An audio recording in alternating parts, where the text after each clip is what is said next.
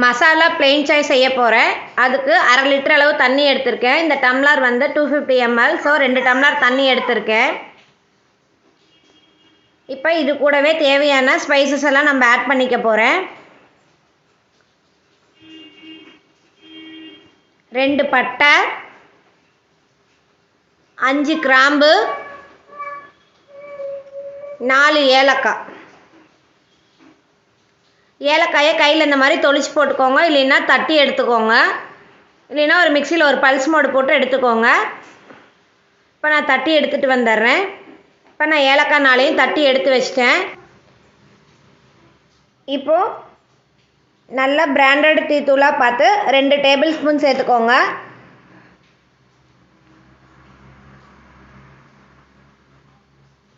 இப்போ இது கூடவே நம்ம சர்க்கரையும் சேர்த்துற போகிறோம்.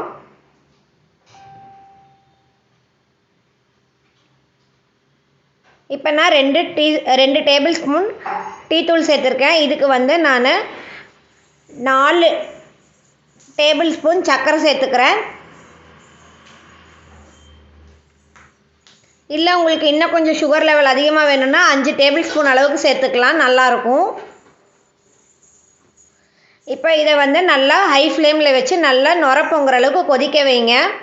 இந்த மாதிரி மேலே கொஞ்சம் நுர கட்டி வந்ததுக்கப்புறம் நம்ம ஒரு பிளேட் போட்டு மூடி வச்சிடணும்.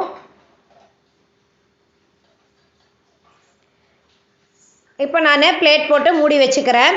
நல்லா ஒரு 5 நிமிஷம் போல் லோ ஃப்ளேம்லேயே கொதிக்கட்டும். அடுப்பை வந்து லோ ஃப்ளேம் பண்ணிவிடுங்க. இப்போ நல்லா கொதிச்சிருச்சு. இப்போ நல்லா 5 நிமிஷம் போல் கொதிச்சிருச்சு. இப்போ இந்த மாதிரி கரண்டி வச்சு தட்டத்தை எடுங்க, இல்லைன்னா கையில் ஆவி அடிச்சிரும்.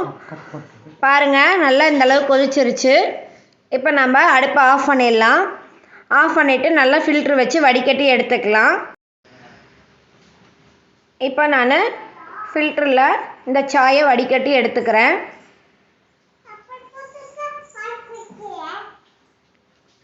இப்போ நல்லா மழை பெய்யுது, சம்மர் சீசன் தான், ஆனால் நல்லா மழை பெய்யுது. இந்த மாதிரி ஈவினிங் டைமில் மழை பெய்கிறப்போ சாய் குடித்தா நல்லா சூப்பராக இருக்கும் இந்த கிளைமேட்டுக்கு. அதுக்கு தான் ரெடி பண்ணிகிட்ருக்கேன். இப்போ நல்லா வடிகட்டி எடுத்துக்கிறேன். இப்போ நான் சாயை கப்புக்கு மாற்றிக்கிறேன்.